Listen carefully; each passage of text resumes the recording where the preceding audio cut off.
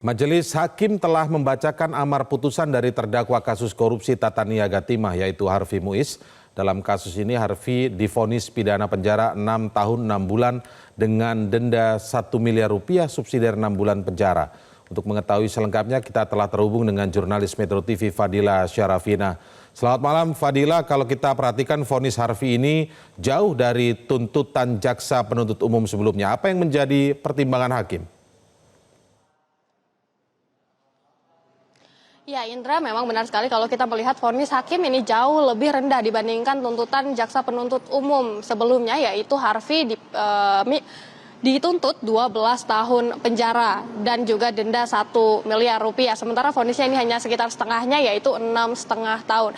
Tadi dari majelis hakim ini juga menyampaikan beberapa pertimbangan kenapa dirasa tuntutan dari jaksa penuntut umum ini dinilai berlebihan. Hal ini karena yang pertama dianggap bahwa Harvey Muiz ini bukan merupakan bagian dari PT Refine Bangkatin atau PT RBT yang menjalin kerjasama dengan PT Timah Tbk. Kemudian juga disampaikan bahwa nama Harvey Muiz ini tidak ada dalam daftar direksi, daftar komisioner maupun juga pemegang saham. Jadi Harvey ini dinilai tidak mengetahui masalah keuangan maupun juga mengambil keputusan untuk PT RBT ini bekerja sama dengan PT Timah. Kemudian disampaikan juga oleh majelis hakim bahwa Harvey ini berperan hanya sebagai konsultan karena dirinya ini pernah menjalankan usaha tambang di Kalimantan sebelumnya. Tadi dalam pembacaan amar putusan ini juga hakim menyampaikan ada beberapa hal yang memberatkan dan juga meringankan bagi Harvey Muiz. Indra, diantaranya untuk yang memberatkan ini adalah Harvey tindakannya ini tidak mencerminkan atau tidak mensukseskan program pemerintah untuk memberantas korupsi di Indonesia. Sementara untuk yang meringankan ini ada 3 poin. Diantaranya adalah Harvey ini merupakan kepala keluarga, kemudian juga masih memiliki tanggungan. Kemudian Harvey ini belum pernah dipidana sebelumnya dan juga Harvey dinilai sopan dalam persidangan di Pengadilan Negeri Tipikor ini.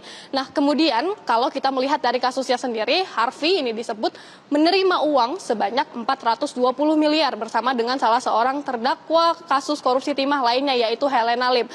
Harvey disebut mengaburkan uang sebanyak 420 miliar rupiah ini dengan dalih CSR atau Corporate Social Responsibility yang diambil dari perusahaan-perusahaan smelter swasta yang bekerja sama dengan PT Timah Tbk. Namun nyatanya uang sebesar 420 miliar rupiah ini digunakan untuk memperkaya dirinya sendiri dan juga Helena Lim. Kemudian juga Harvey disebut melakukan tindak pidana pencucian uang dengan menggunakan uang hasil korupsinya ini untuk yang pertama digunakan untuk membeli beberapa kendaraan mewah, penyewaan properti, pembelian properti, kemudian juga pembelian tas-tas branded milik Sandra Dewi, perhiasan, dan lain sebagainya. Kalau kita melihat sebenarnya Indra, terdakwa kasus korupsi timah Harvey Muiz ini bukan satu-satunya yang vonisnya ini lebih rendah dibandingkan tuntutan hakim. Kedua terdakwa lainnya yang juga bersidang bersama dengan Harvey Muiz yaitu Direktur Utama dari PT RBT Suparta ini divonis 8 tahun penjara dan denda 1 miliar rupiah subsidiar 6 bulan penjara. Padahal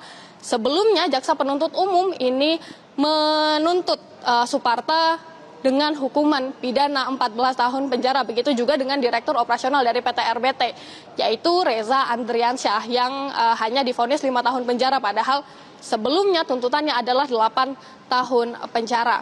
Nah, kalau kita lihat dari putusan tadi, majelis hakim menyebutkan bahwa atas perbuatan Harvey Muiz dan kawan-kawan dalam kasus korupsi timah ini, negara dirugikan sebesar 300,3 triliun rupiah. Kerugian ini mencakup kerugian PT Timah, kemudian juga kerugian lingkungan dan lain sebagainya.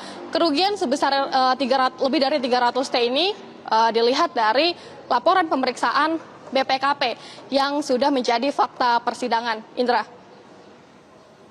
Baik, jadi alasannya adalah karena pertimbangan hakim adalah karena ada tanggungan dan sikap kooperatif selama persidangan dari Harvey Muiz ya. Baik, apakah sudah ada informasi nantinya para pihak akan mengajukan banding?